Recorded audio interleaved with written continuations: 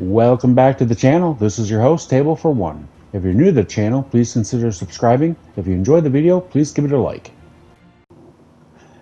At the date of this video's posting, we're only 10 days away from the release of Days Gone Remastered for the PS5, out April 25th. And instead of going over the potential negatives of a market that's already oversaturated with lots of remasters already, I wanted to go over the potential pluses that a remastered for Days Gone could do for the title. I'm excited to see that the load times can be significantly cut in half compared to its counterpart on the PS4. I'm also excited to see what type of graphic upgrades it could potentially hold on the PS5. This game is already gorgeous as is on the PS4, but to see the next bump on the PS5 will be interesting. Also, for this game to have re-exposure to potentially new consumers out there and potentially helping push this game forward, and maybe having Ben Studios actually producing a sequel for this title, because I actually think this title has a lot of potential. The first game was a blast to play. I've been waiting for an excuse to replay this on my channel, and now I'm excited I can do so because of the remaster. So if this leads to great sales, it's already only $10 upgrade if you already own the base game on the PS4. I don't know what the title will cost you if you don't already own it, but those potential sales could lead to Ben being able to point back to Sony and saying, "Hey, this is good data for why we want to move forward with a sequel."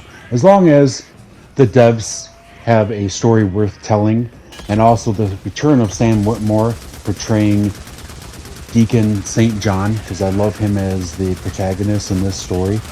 But if they also went a different direction and wanted to focus on Boomer or another character, kind of like they did with Red Dead and then Red Dead Redemption 2, I guess that could be an interesting angle. As long as the devs actually have a story worth telling and they can flesh it out, I'm willing to jump back into this world. Hell, I'm already jumping back in for the remaster. For anyone that's watching that's never played Days Gone, this would be a fantastic opportunity for you to finally pick it up for yourself and try it out. The game is very fun to play. It has a very good formula to it. In comparison to The Last of Us, the first Last of Us, of course, still has that cinematic punch and hard, like, focused, well-written story. But in comparison to The Last of Us Part 2, Days Gone definitely takes the cake on that one. This open world that Ben Studios designed for this title is fantastic to explore. This unique twist on the zombie genre with this infection, and they call them freakers in the world of Days Gone, in the horde mode, that's just an endless horde of these things coming at you. Obviously, in the gameplay that you're watching right now, this is specifically the horde mode, which is a side challenge you can do outside of the main campaign. And then also the bringing the bike aspect into the game, since you're a biker, and the whole time you get to customize and work on your bike, but then also your bike requires parts if you damage it. So you're constantly working on your bike to repair it. And then also, what's unique, is something that like GTA has never done, is the gas aspect of the game. So you have to get gasoline for your bike, or else your bike will run out of gas. You can still slow push it if you do run completely out of gas. And gas is very sparing, like, it's very abundant throughout the game. It's not hard to come across gas cans unless if you're way out in the wilderness.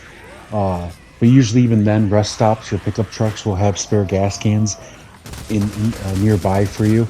But the bike aspect with the survival aspect all merged together to make one fantastic title that I strongly recommend. Not to mention the fact that this world also not only have the freakers as an enemy type, but then also the human fractions. The world's politics also lead to human-to-human combat. And then also another huge plus that this game has that's interesting that they play around with is that this infection also does cross over into the wildlife. So you'll have infected grizzly bears and wolves. The wildlife also is very lethal and can easily take you out just as easy as a freaker or an enemy fraction can. Altogether, like I said, the story, the world design, the game mechanics, all the concepts that came together, Ben Studios really developed a very special title, which is why this was one of my easiest favorite titles out of the PS4 era. And that's why I'm excited to see it come back remastered for the PS5. So down below in the comment section, let me know if you're going to be jumping in to check it out for yourself when it drops April 25th. So as always, this has been your host, table4ONE, and also make sure to come back to the channel, table4ONE Gaming, because I will be live streaming this when it launches. So please feel free to join me on those. Should be a good time. And anyways, thanks for watching, and as always, I'll catch you guys on the next one.